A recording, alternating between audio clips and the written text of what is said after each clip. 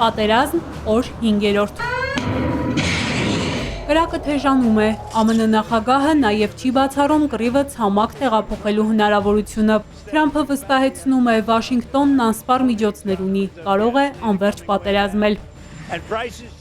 ما با هر نوع تجاوزی مقابله میکنیم. اینکه դիմադրենք ցանկացած ագրեսիային نیروهای مسلح ما آماده هستند. եւ մեր զինված ուժերը պատրաստ են։ Ցավոտ պատասխան կլինի։ Հայաստանում Իրանի դեսպանի վերջին արձագանքն է ցամաքային հարձակման մասին Վաշինգտոնի սպառնալիքներին։ Ավելի վաղ Խալիլ Շիրօղլամին ասել էր, Թեհրանը հույս ունի, որ տարածաշրջանի որևէ երկիր իրենց դեմ գործելու հարթակ չի դառնա Իրանի թշնամիների համար։ Այսպիսի ազդակներ Թեհրանից հնչում են պարբերաբար։ Գործը ցամաքային հարձակման կհասնի, թե ոչ, պարզ չէ։ Հայտնի չէ նաև ինչքան կտևի պատերազմը Հայաստանի հարավային սահմաններից մի քանի կիլոմետր այն կողմ։ Հիմա հարևան պետությունը ռազմական հարձակման տակ է։ Այնտեղ շատ անկայուն վիճակ է, ամեն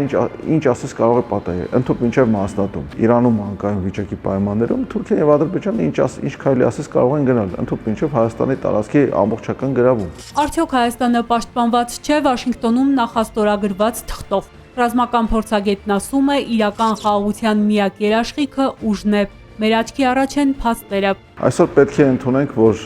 աշխարհում ընդհանրապես փաստի թղթերի դարը ավարտվել է եւ որևէ պայմանավորվածություն, եթե դրա հետևում չկա ռազմական ուժ, որևէ նշանակություն չունի։ Այսինքն այն ինչ որ փորձում են ներկայացնել որպես խաղաղության երաշխիք, դա ոչ այլ ինչ է, քան պատրանք կամ խաբեություն։ Նույն շարքում նաև Հայաստանն ապաշրջափակելու խոստումներն են։ Ռազմական փորձագետ Ավետիք Քերոփյանն ասում է, թուրք-ադրբեջանական տանդեմի համար սա պատրվակ է թուրքական աշխարհի միավորման, իրենց բաղձալի երազանքի ճանապարհին։ Խաղաղություն, տնտեսական գործակցություն, դրանք պարզապես պատրանք են։ Մենք շատ լավ հասկանում ենք, որ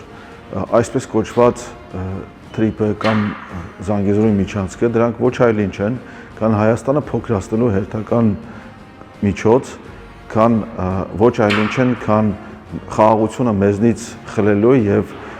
այլ ուժային կենտրոնների ողորմածությունը փոխանցելու միջոց։ Երևանը իրական խաղաղություն կստանա միայն տարածաշրջանում ուժերի հավասարակշռությունը վերականգնելու դեպքում։ Ռազմական փորձագետն ասում է, սա հաջորդ իշխանության գործն է, որովհետև գործողը ճիշտ հակառակն է անում, կրճատելով ընդհուպ ռազմական բյուջեն։